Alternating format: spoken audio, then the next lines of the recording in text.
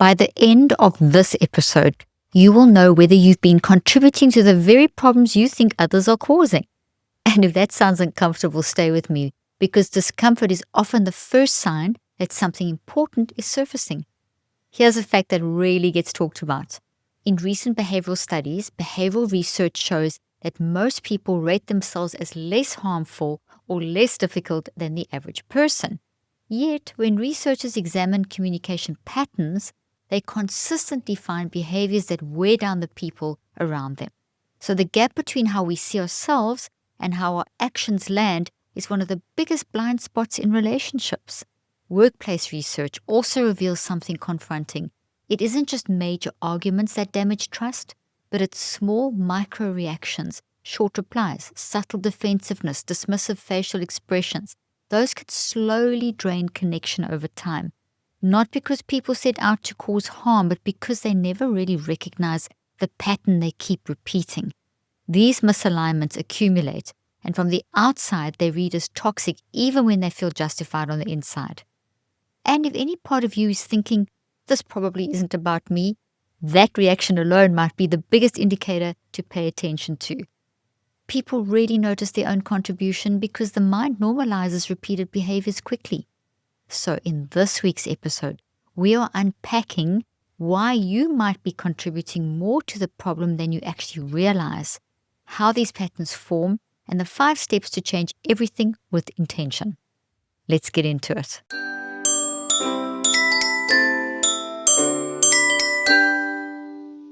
Before we talk about fixing toxic patterns, we need to understand what the word toxic actually means from a scientific perspective. People really throw that word around quite casually. But in neuroscience and psychology, what we often call toxic behavior is really a thought pattern created by mismanaged signals, distorted interpretations, and automatic reactions that were never really examined and dealt with.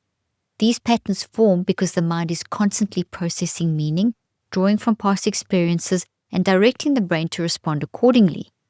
The mind leads with perception. The brain follows with physical changes. So when a person repeats the same interpretation over and over, the thought network in the brain strengthens, and this is how habits form over time. Not just habits like brushing your teeth, but habits of reacting, speaking, withdrawing, interrupting, shutting down, or assuming the worst in others. And one of the most important things to understand is that toxic behavior usually doesn't start with malice. It starts with an unresolved thought. The non-conscious mind, a wise, intelligent driving force, surfaces a signal. If the signal is misread or ignored by the conscious mind, the reaction becomes a habit. So over time, that automatic reaction becomes the thing others experience as harmful. And this is why simply telling someone, stop being toxic, doesn't work. The behavior is the output. The real cause is the internal sequence happening long before the behavior even appears. So let's break the sequence down. The non-conscious mind perceives something, and the non-conscious is the intelligent, wise, deep-thinking part of you. It perceives something, a tone of voice, a facial expression, a memory, a shift in the environment, or even a thought about an upcoming situation. And that perception triggers meaning based on past experiences stored in the non-conscious part of the mind. And those stored experiences include relationship or relational memories, learned communication habits, and unresolved interpretations of these things. They also include the solutions and the reconceptualizations, because your non-conscious always keeps those as well. And that's huge because it means that we have the way forward through any needed change that we need to make in our lives. It's there. It's deep down inside of us. We've got it there. Just got to find it. Accurate logical processing of issues is achieved when your conscious mind collaborates with your insightful intelligence, your non-conscious mind. However, if the conscious mind operates in isolation, ignoring the non-conscious, its logic becomes, if the meaning your conscious mind assigns is inaccurate or outdated or illogical, the reaction becomes mismatched. You might think you're protecting yourself. Someone else might experience that as shutting them out. You might think you're being efficient. Someone else might feel dismissed. You might believe you're clarifying. Someone else hears it as defensiveness. So to make this clearer, let's talk about perception bias, also known as confirmation bias. Something heavily researched in psychology, and you've probably heard about this a lot as well. Humans tend to notice information that confirms their expectations and overlook information that contradicts them. This isn't intentional, but will happen if you just look at the surface and don't dig deeper. If you expect conflict, you are more likely to interpret neutral behavior as conflict. If you expect rejection, you are more likely to interpret uncertainty as rejection. This kind of perception occurs if you are operating in the conscious mind alone. However, if you question that perception and where it comes from and why it was triggered, then you are drawing on your natural intelligence and insight, which is part of the architecture of the non-conscious mind. So perception bias, confirmation bias occurs when you don't tap into the non-conscious mind. This bias doesn't make you toxic, but acting on the biased interpretation without examining it can create patterns that are toxic and harm relationships. Here's a simple analogy. Imagine you're wearing glasses with a slight tint that you didn't even know was there. So every interaction looks a little bit darker. You assume that's just how things are, but the tint came from the past experiences and remains until you clear the lens. Toxic patterns work the same way. They appear when the lens stays unexamined. As Socrates once said, the unexamined life is not worth living. Now let's bring in neuroscience to this. When an interpretation repeats unexamined, the network wired into the brain will just get stronger. So you're just going to keep doing that. This is because of neuroplasticity. It's the brain wiring from a repeated code that your conscious thinking and your repeated responses provided. If you spend years expecting conflict, your brain becomes efficiently wired to that expectation. If you spend years bracing for disappointment, your brain becomes efficient at that preparation. But the encouraging part is that the brain also reorganizes when you change your interpretation with your conscious mind, because you then change the code that you feed the brain. So when you recognize the pattern and examine the trigger and uncover the thought and update the meaning, the brain begins wiring a new response because you give it a new code. Another important concept is relational neuroplasticity. Your mind doesn't operate in isolation. Every interaction you have influences the way your non-conscious mind builds relational patterns with others, relationships, both the toxic and the healthy. So if you repeatedly interpret someone's behavior without examining both the problem and the solution, you're looking at something through tinted lenses. If you're not curious about how people react and how you react. And then your relational wiring becomes shaped by that lens, that perception. And then your relationships adapt to those patterns that you bring into them, and everything just gets distorted. And this is why accountability is so powerful. Accountability is not self-blame. Accountability is awareness of the internal steps that lead to your reactions and your ability to stand back and observe them. So once you understand those steps, you can shift the pattern intentionally. Let me give you a relatable example. Someone might interrupt often during a conversation. They don't mean to dominate. They don't consider themselves inconsiderate. When we break down the internal sequence, the pattern becomes very clear. The signal was urgency. The trigger was a thought, if I don't say this now, I'll lose my chance. The meaning was, I need to secure space or my perspective won't matter. Once that meaning is formed, the action, interrupting, happened automatically. So from the outside, people experience this as disrespect. From the inside, the person interrupting is trying to protect their place in the conversation. That's a mismatch. It's a relational mismatch, and it creates relational tension that looks toxic, even if the intention wasn't harmful. Here's another example. Defensiveness. Someone hears feedback and instantly reacts with a short, clipped reply. They're not trying to shut the other person down. Their mind surfaced a signal tied to vulnerability or fear of being misunderstood. The trigger was a tone or a phrase or even a memory of being criticized in the past. The thought might be, I need to protect myself. The meaning becomes, this is dangerous. The reaction becomes defense. Again, the mismatch between the intention and the impact creates what others perceive as toxic. And this brings us to the core of why recognizing your own patterns matters. You may not intend to harm or dismiss or invalidate anyone, but if your reactions are shaped by misinterpreted signals, the impact still exists. And relationships are built on impact, not intention, unfortunately, because impact's what people feel and see and hear. But there is something incredibly empowering about this. If your patterns were built, they can be rebuilt. If your interpretations were formed, they can be refined. If your reactions became automatic, they can become intentional. So let's revisit something foundational. The non-conscious mind is constantly generating signals because it's so intelligent. Your core view is so intelligent. The brain responds. The body reflects those signals physically. And if you don't consciously link to the intelligence of your non-conscious mind and examine the pattern early in the sequence, the reaction becomes the behavior people see. It becomes the habit that drives you. But when you step into the sequence with awareness, you gain control over the outcome. This is what we are doing in this episode. We are not labeling you as toxic. We are teaching you how to identify and shift the internal steps that lead to patterns others might experience as toxic. So this isn't about shaming, it's about mastery. So now that you understand that there's some science behind these patterns, you're actually ready to move into the 5 steps. Each step is going to help you interrupt the sequence at a different point: signal, trigger, thought, meaning, and action. And the more you practice, the more natural the new pattern will become because it will become a habit. So step 1. Step 1 is about recognizing the pattern. Every person's got patterns. Some are helpful, some are neutral, some become harmful when they go unexamined. Toxicity doesn't begin with a dramatic behavior. It begins with subtle, repeated actions and reactions that slowly shape how people experience you. Your job in this step is simple. Observe your default responses in moments of tension or uncertainty or emotional intensity. Not with judgment, but with kindness towards yourself and accuracy, observing with accuracy. So let's make this practical.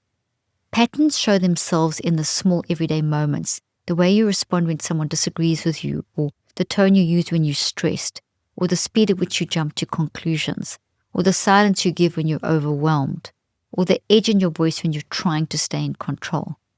Most people don't become aware of these patterns because they feel normal on the inside because they're so practiced. They become a habit. But normal does not mean healthy. Normal simply means familiar. Some may be healthy, but there could be a lot unhealthy.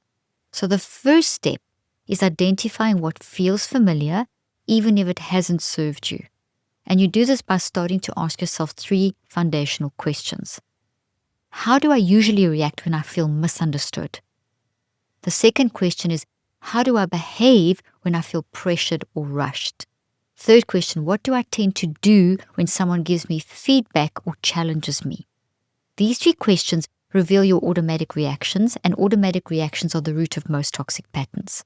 So let's walk through a few examples to land this. 1. You notice that when someone disagrees with you, you talk over them without realizing it. This isn't because you intend to dominate the conversation. The pattern likely comes from urgency. Your conscious mind is trying to secure clarity before you lose your thought. But the impact is that others feel dismissed and irritated. Here's another example. You notice you get quiet when conflict appears. You believe you're staying calm, but others interpret your silence as withdrawal or maybe even punishment. The intention is self-protection. The impact is disconnection. Here's another example. You realize you often reply with short, clipped answers when someone asks for clarification. You think you're being efficient. They experience it as irritation. None of these are dramatic on their own, but repeated consistently, they form a thought pattern and a communication pattern, and they become a habit, and it shapes how people relate to you and how you relate to others. So now let's tie this back to the science for a moment. The mind develops reaction through patterns into habits through repetition. Every time you respond a certain way, interrupting, shutting down, rushing, correcting, withdrawing, the conscious mind strengthens that network inside the brain, because the mind controls the brain. Over time, that reaction becomes automatized. Automatic reactions feel natural, which is why most people don't question them. This is also why accountability is so powerful. You're not labeling yourself as toxic. You are identifying the pattern so that you can shift it. Here's another way to find your pattern. Look at what people repeatedly tell you. If 3 different people mention the same behavior, your tone was this, you were defensive, You avoided, you interrupted, you speak over people. Can I tell you about something that's genuinely changed my sleep? My Brooklyn bedding mattress. I know everyone says that about their mattress, but here's the thing. This one actually delivers. You know, the first night I slept on it, I noticed how solid it felt. Not hard, I don't like hard beds, but just stable, like it was built to last decades and not just a couple of years. And then there's this perfect balance, supportive underneath, but soft enough on top that you just sink in just right. I'm finally waking up feeling rested instead of like I wrestled my way through another night. What I love about Brooklyn Bedding is that they design and assemble every mattress in their Arizona factory. There's no middleman, so there's no inflated prices. Just honest American craftsmanship and real quality. They have been endorsed by the American Chiropractic Association for spinal alignment. They are 100% fiberglass free. And if you sleep hot like I do, they use cooling technology like Glaciotex covers and copper-infused foams to keep you comfortable all night. Plus, they offer a 120-night comfort trial. If it's not right for you, they'll help you return it or swap it. No hassle. Go to brooklynbedding.com and use my promo code Dr. Leaf at checkout to get 30% off site-wide. This offer is not available anywhere else. That's brooklynbedding.com and the promo code is Dr. Leaf for 30% off site-wide. Support our show and let them know we sent you after checkout. brooklynbedding.com, promo code Dr. Leaf.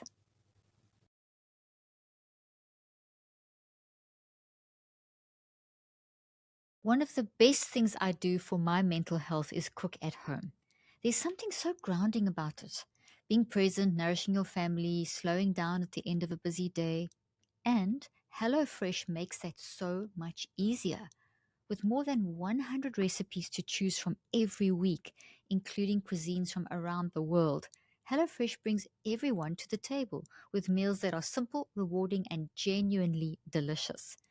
We're talking bigger portions, high protein options, Mediterranean inspired dishes, even GLP-1 friendly meals.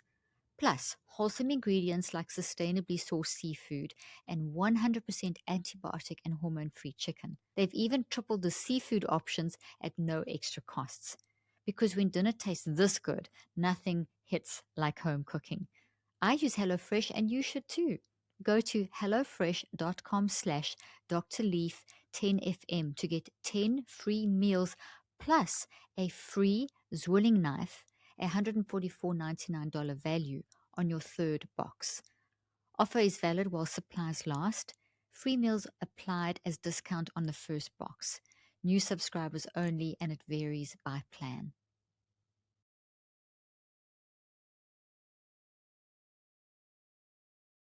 There's a pattern worth examining. People are telling you, listen.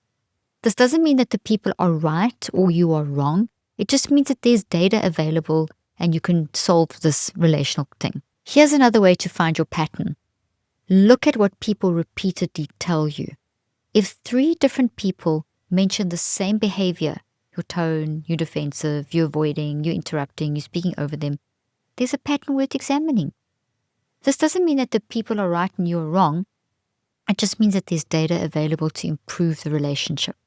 So pattern recognition is about collecting data and making adjustments that match your intentions, not collecting blame. You can also identify patterns by paying attention to your body. The non-conscious mind sends signals long before the behavior appears through your body. So a tightening in your chest, a rush of energy, a shift in your breathing, a sore stomach, tension in your shoulders, these are all early indicators that a reaction is forming. If you can catch the physical cue, you can observe the pattern before acting it out. This builds self-awareness, accountability, self-regulation, one of the strongest tools for behavioral change. So let's simplify step 1. Your thought pattern is the behavior you repeat when you feel something internally. And the more honest you are about it, the easier the next steps become. Your goal is not to fix the pattern yet. Your goal is to identify it clearly. That's the first step. So take a moment and name the behavior you return to the most, often in moments of tension. That naming is the beginning of change. Now let's move into step 2. Step 2 takes you deeper into the internal sequence behind your reactions. Now that you've identified your pattern, defensiveness or whatever, you're going to uncover the trigger that activates it. Patterns don't appear random. They emerge because something in your environment, your memories inside your thoughts, or your expectations from your thoughts prompts your mind to react, your conscious mind. Your trigger is the moment the internal shift begins. And once you learn how to spot it, the entire pattern becomes easier to change. So trigger is not the behavior itself. It's the cue that comes before the behavior. It could be a tone of voice, a facial expression, a specific phrase, a shift in someone's attention, a body movement from someone, a memory surfacing unexpectedly because of a smell, or even a moment where you feel rushed, judged, overlooked.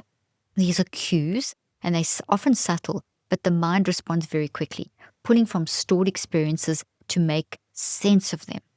Triggers don't have to be dramatic. In fact, the most common ones are really subtle, just that shift, that look, etc. But the mind responds really quickly because it can draw from past experiences really quickly. And then if the conscious mind works alone, it's going to misinterpret what's happening. So let's walk through an example. You identified that your pattern is interrupting when tension rises. Trigger might be the moment someone pauses before responding. That pause activates a thought like, I'm losing my chance, which leads to urgency, which leads to speaking over them. Or let's say your pattern is shutting down during conflict. The trigger might be a shift in someone's tone. Your mind interprets the tone as a sign of danger or confrontation, and the reactions become withdrawal. Neither of these triggers is inherently harmful. The meaning attached to them is what activates the pattern. So here's the important scientific note. The non-conscious mind constantly scans for cues that relate to past experiences to help you. Your non-conscious mind is on your side. This is not a flaw. It's a survival mechanism. So when your non-conscious mind detects something that reminds you of a previous challenge, it sends 2 types of messages to prepare you.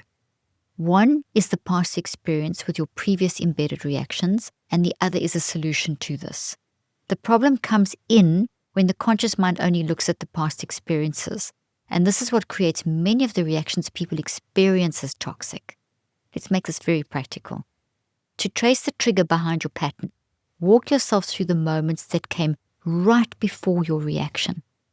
Ask yourself, what happened in the seconds leading up to it? What did you see? What did you hear? What shifted inside your body? Speaking these answers aloud or writing them out in a single clear sentence helps you move from reaction to understanding. Take another example. Someone notices they become sarcastic during tense conversations. When they trace the trigger, they tap into the meaning that is part of the second type of message the non-conscious mind provides, and they realize the sarcasm appears right after they sense disapproval. The trigger wasn't the conversation, it was the interpretation of someone's expression, which they probably didn't even mean, but you saw it as disapproval. Or someone becomes overly controlling in group situations. When they trace the trigger, they realize it happens immediately after feeling uncertain about what others expect from them. The trigger wasn't the task, it was the anticipation of being misunderstood or unprepared. This is information the non-conscious provides in the second part of the message I mentioned just earlier, that you can then use to make changes needed to reduce the conflict. So it's deep thinking, deep intelligent thinking that I'm stimulating here. These patterns make sense when you understand what activated them. Here's another layer. Your triggers often reflect old relational templates embedded into the thought patterns in the non-conscious. If you grew up, for example, in an environment where criticism was frequent, even in a neutral question, you might get activated. A defense pattern might get activated.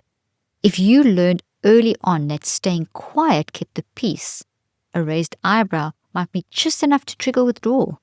So this isn't about blaming the past, it's about understanding how your conscious mind learned to navigate early experiences so that you can now update these strategies by tapping into the solution, which is that second part of the message the unconscious provided, the deep intelligence stuff. To strengthen this step, observe your physical signals as well. So the unconscious mind sends a cue to your body before reaction forms. Maybe your chest tightens, maybe your focus narrows, maybe your breathing changes. That physical cue is your earliest indicator of the trigger, and once you catch the moment, you interpret the automatic pattern. Let's simplify step 2.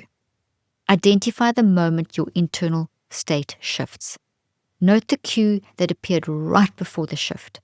Recognize that your reaction is tied to the information and meaning you assigned in the past. This clarity is essential. When you know the trigger, you can begin working with the thought pattern instead of being pulled by it. So now you're ready for step 3, uncovering the thought behind the trigger. Step 3 takes you to the thought behind the trigger. Every reaction begins with a thought. Sometimes obvious, sometimes quiet, sometimes so fast you don't even recognize it. But the thought is always there. It's the source. It shapes the meaning your mind assigns to the situation because it provides the data. And that meaning becomes the behavior others experience. So when you uncover the thought, you finally see what your mind was working with. And once you see it, if you don't like it and it's having this impact, you can change it. So let's start with the simple truth. Thoughts appear quickly because the non-conscious mind is constantly evaluating your environment. It scans for cues, pulls from memories inside thoughts, and prepares you for what it predicts may happen. This isn't overthinking, it's how the human mind works. But when the thought goes unexamined by the conscious mind, the reaction becomes problematic and potentially toxic. So your job in step 3 is to slow the process down so you can hear the thought clearly. In other words, find both the toxic thought and the reconceptualized versions that the non-conscious provides. Here's how this looks in practice. Imagine your pattern is getting defensive when someone asks a question. You trace the trigger to a shift in their tone. Now ask yourself, what thought appeared the moment I sensed that shift? You might discover the thought was, I'm about to be judged, or I need to protect myself, or they're assuming I did something wrong. That thought explains the reaction far more accurately than the situation itself, if you think about it. Or maybe your pattern is jumping in to correct people. The trigger was an unclear statement. When you uncovered the thought, you might find it was, if I don't clarify this, things will fall apart, or I need to keep control. Again, the thought, not the situation, drives the behavior. Here's a different example. Someone notices they become sarcastic when tension rises. The trigger was a facial expression that reminded them of a past argument. The thought behind it might be, here we go again, or I need to stay ahead so I don't get hurt. The sarcasm didn't come from the interaction itself. It came from the meaning attached to the interaction. So when you uncover the thought, the pattern starts making sense. This step is rooted in well-established understandings of cognitive interpretation. The mind is always assigning meaning. It has to. Meaning helps you navigate the world. But when meaning is based on unexamined old experiences or inaccurate assumptions, both of which will happen when the conscious mind works without the guidance of the non-conscious, the behavior is going to become misaligned with the present moment. So uncovering the thought is how you bring meaning into the open. To do this step well, speak the thought in one clear sentence. Okay, can we talk about GLP-1s just for a second? Everyone I know is either on them or thinking about trying them. And honestly, I get it. The results can be real. But here is the thing. I'm not trying to add weekly injections to my routine, and I really wanted to find something natural that actually works, not another miracle gummy or detox tea that does absolutely nothing except make my wallet lighter. This podcast is sponsored by Veracity, and they are changing the game. Veracity is all about tackling metabolism at the root with drug-free, clinically proven solutions. Their product, Metabolism Ignite, is the #1 doctor-recommended GLP-1 booster and GLP-1 alternative. It's plant-based, no side effects, no allergens, just a natural blend of lemon verbena, hibiscus extract, green coffee bean extract, and magnesium. Clinical trials showed an 85% reduction in hunger and an average weight loss of 9 pounds in 90 days. And get this, even if you're already on a GLP-1 medication, Veracity is safe to take alongside them to boost your metabolism and appetite control. Plus, it's safe for new moms. Whether you are pregnant or breastfeeding, you can take care of yourself while you're taking care of your baby. I love that this is scientifically legit without a scary warning label. Just 2 capsules every morning with breakfast and you're set. Easy. So make the switch to GLP-1s the natural way. Head to veracityhealth.co and use the code Dr. Lee for up to 60% off your order. Once again, that's veracityhealth.co for up to 60% off. And make sure you use my promo code Dr. Leaf so they know I sent you.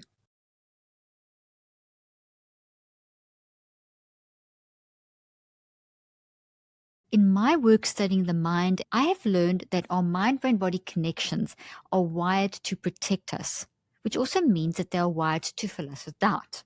When I first started sharing neuroscience and mental wellness beyond the clinical world, those what ifs were deafening. What if people don't understand? What if I can't reach the people who need this most?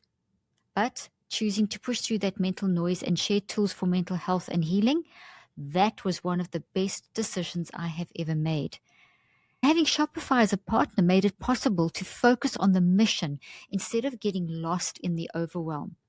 Shopify is the commerce platform behind millions of businesses around the world and 10% of all e-commerce in the US, from household names to brands just getting started, including mental health educators and wellness practitioners who are changing lives every single day.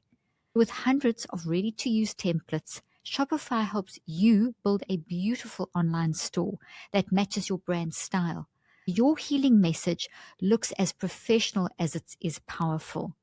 Shopify helps you find your customers with easy-to-run email and social media campaigns.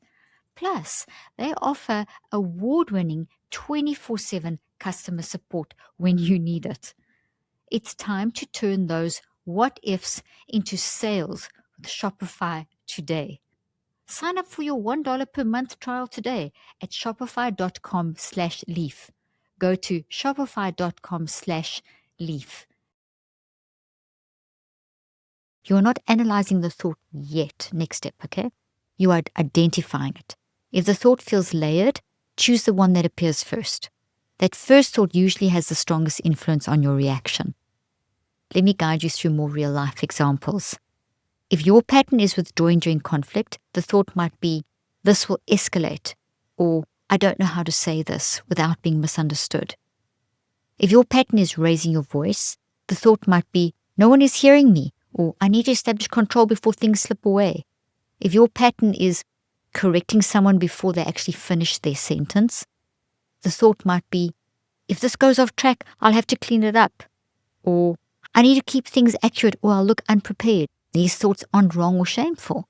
They're information, data. So once a thought's visible, the emotional intensity decreases, and this happens because the conscious mind relaxes the internal alarm system, because it has read both types of messages the unconscious provides, the problem and the solution.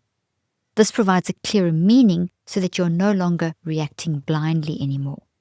Another powerful benefit is this. Uncovering the thought helps you separate intention from impact. Very important.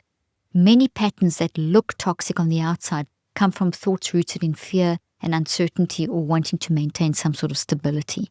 The impact may be harmful, but the intention is so often protective. Seeing the thought helps you understand both, the intention and the impact. So let's bring this step into a simple analogy. Imagine you are reading the summary of a book without seeing the chapters. You make assumptions about the story that may or may not be accurate, but once you open the book and read the actual pages, the story becomes clear, and your reactions work the same way. The thought is the chapter your mind opened. Reading it is the only way to understand the story that you were responding to, giving you all the memories inside the thought, the details.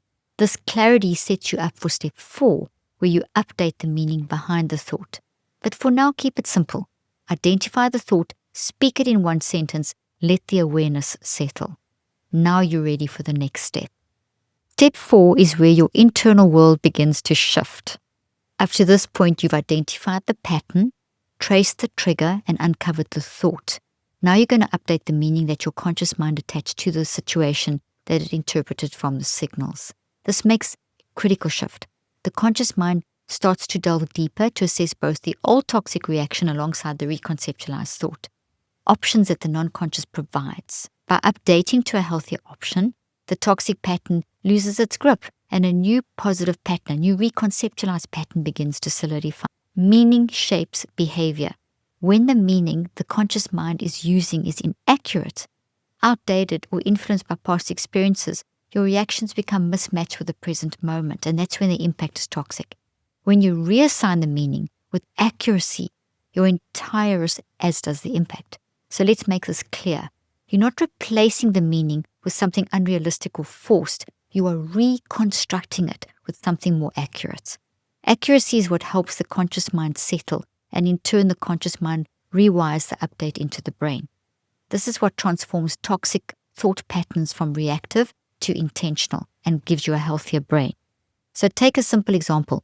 Earlier we talked about defensiveness. The thought might have been, I'm about to be judged. The meaning attached to that thought from the conscious mind may have been, this is unsafe. But when you step back into the healthy suggestions from the non-conscious mind, the accurate meaning might be, this person is trying to understand me, or this feedback is about the situation, not my worth. That shift in meaning changes the entire dynamic. Here's another example. Someone corrects others. The original thought was, if I don't clarify this, things will fall apart. The meaning that the conscious mind assigned might have been, I am responsible for keeping everything on track. But the healthy meaning could be, this conversation can unfold naturally. Or, I don't have to manage every detail for things to go well. So the accuracy softens the urgency behind the reaction. Here's a different scenario. Someone shuts down during conflict. The thought might have been, this is going to escalate.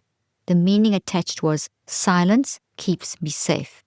The healthy, reconceptualized version from the non-conscious could be, staying present helps resolve this. Or, I can express myself without losing control. This reconceptualizing allows the person to stay engaged instead of withdrawing. When the meaning becomes reconceptualized, the reaction loses its old momentum. So to do this step, ask yourself, what meaning did I attach to this situation? Say it as simply as you can and then ask, what is a more accurate meaning based on what actually is happening right now? Speak that in one sentence and then think deeply about the answer. And in doing that, you'll be accessing your brilliant unconscious to guide your reconceptualization. This doesn't require perfection at all. It just requires the choice to dive deep. Let's walk through a few real-life examples. If your pattern is interrupting, the old meaning may have been, if I don't speak now, I won't be heard. The reconceptualized meaning might be, this conversation has space for me. Or, I don't need to rush to matter. If your pattern is withdrawing, the old meaning might have been, conflict always becomes dangerous. The reconceptualized meaning could be, this moment is not the past. Or, I can participate without losing myself. If your pattern is correcting people, the old meaning might have been, everything depends on me. The reconceptualized meaning, shared conversations don't require control. So these shifts in meaning feel subtle, but subtle is so powerful. Think of meaning as the lens your mind looks through. If the lens is distorted, you misunderstand what's in front of you. But when the lens becomes clear, the experience changes.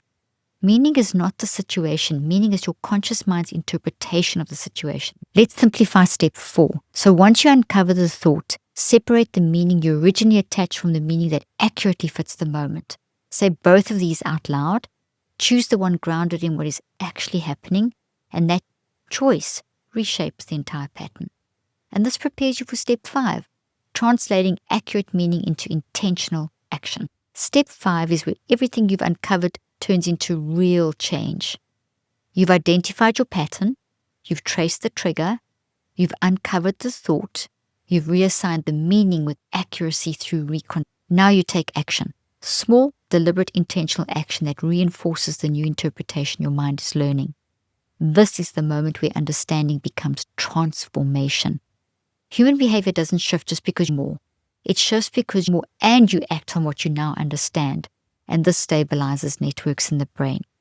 Even one small intentional response can begin weakening the old pattern and strengthening the new one. or the Reconceptualize one. Your job in step 5 is to choose an action that reflects the updated meaning, not the outdated reaction. Let's walk through this in a practical way. Imagine your old pattern was defensiveness. Your new meaning is, this person is trying to understand me. The intentional action might be taking a breath, softening your tone, and responding with, here's what I mean, or here's what I meant, instead of shutting down or pushing back. Here's another example. If your old pattern was withdrawing and your new meaning is staying present helps resolve this, the intentional action might be staying in the conversation long enough to express one clear sentence. Another example. If your old pattern was interrupting and the new meaning is there is space for me in this conversation, the intentional action might be pausing for 10 seconds before speaking, 2 seconds if 10 is too long. These actions sound small. They are small, but they're also huge. And that's the point. Small, simple actions have huge impacts. They help to stabilize the reconceptualized thoughts and the behaviors they generate faster than the dramatic attempts at change that aren't sustainable. Here's another example to land this. If your pattern was correcting people to stay in control and your new meaning is things don't depend on me, your action might be letting someone finish their thought without adjusting it, or contributing later instead of stepping in immediately. If your pattern was using sarcasm to protect yourself and the new meaning is, I can communicate directly without losing safety, the intentional action might be saying what you mean in a clear, steady sentence. So these actions teach your conscious mind that the updated reconceptualized meaning is safe and workable. And from a scientific standpoint, this aligns with what we know about how the mind directs brain change. When you act on a reconceptualized thought, you are directing neuroplasticity and wiring this change into the brain and body, doing your own brain surgery. The old reaction becomes less automatic, the new response becomes more natural, and over time, the intentional action becomes a habit and therefore the default, which is what you want. And this is how real behavioral transformation happens. So to make step 5 even more tangible, try this structure. Speak your updated meaning aloud, and then ask yourself, what action matches this meaning? Choose the smallest viable version of that action, and then do it. The repetition comes naturally the more you practice, but the first action is the one that begins rewiring the pattern. Your intentional action doesn't have to be perfect. It just needs to be aligned. Perfection focuses on performance. Alignment focuses on reconceptualization. So if you slip into the old pattern occasionally, that doesn't mean you failed. It means you caught the moment and now you have the tools to shift to the next one. Let's simplify step 5. Take one action that reflects the reconceptualized meaning you uncovered. That action might be a pause, a sentence, a breath, or a choice to stay present. But once you take it, the entire internal sequence changes. This is how you move from self-awareness to self-leadership. Before we close today, I want you to take a moment and acknowledge what you just did. Most people spend their entire lives pointing outward, focusing on what others need to change, without ever really examining the internal patterns shaping their own behavior. But you chose something different by listening to this episode. You chose awareness, you chose honesty, you chose growth, you chose to learn something new. And that choice already sets you apart. Just think back to where we started. We talked about how easy it is to overlook the subtle ways we impact the people around us. Not because we intend harm, but because our internal world moves fast. And today, you slowed down. You walked through the full sequence, the pattern, the trigger, the thought, the meaning, and the action. You didn't just learn a framework. You built some self-understanding. You stepped into a level of accountability that changes relationships from the inside out. And that is not small. That is mind management, which is true leadership. Here's what I want to leave you with. You are not defined by your old reactions. You are not boxed in by the patterns you learned earlier in life. The mind is adaptable. The brain is continually being rewired by the mind. Your internal world is always shifting according to what you choose to practice. So every time you recognize a pattern, every time you notice a trigger, every time you uncover a thought or update a meaning, you are reshaping the pathways that define how you show up in relationships. And this is real transformation. Slow, steady, grounded, and entirely within your control. Imagine what happens when you begin applying this in your relationships. Conversations soften. Misunderstandings are going to shrink. Defensiveness loosens its grip. People feel safer around you, and you feel more grounded within yourself. Because now, instead of reacting from old stories, you are responding from awareness. That's the kind of change that rebuilds trust. That's the kind of change that strengthens connection, and that's the kind of change that improves every part of your emotional ecosystem. And I want you to remember something really important. Accountability is not self-criticism. Accountability is clarity, empowerment, and the belief that you can understand yourself deeply enough to lead your own behavior with intention. And when you do that, everything around you begins to shift. So as we close today, hold on to this truth. You are always changing, and you can direct this change. You are capable of growth. You are capable of showing up differently than you did yesterday, and you now have the tools to do it. Thank you for being here with me, and I'll see you in the next episode.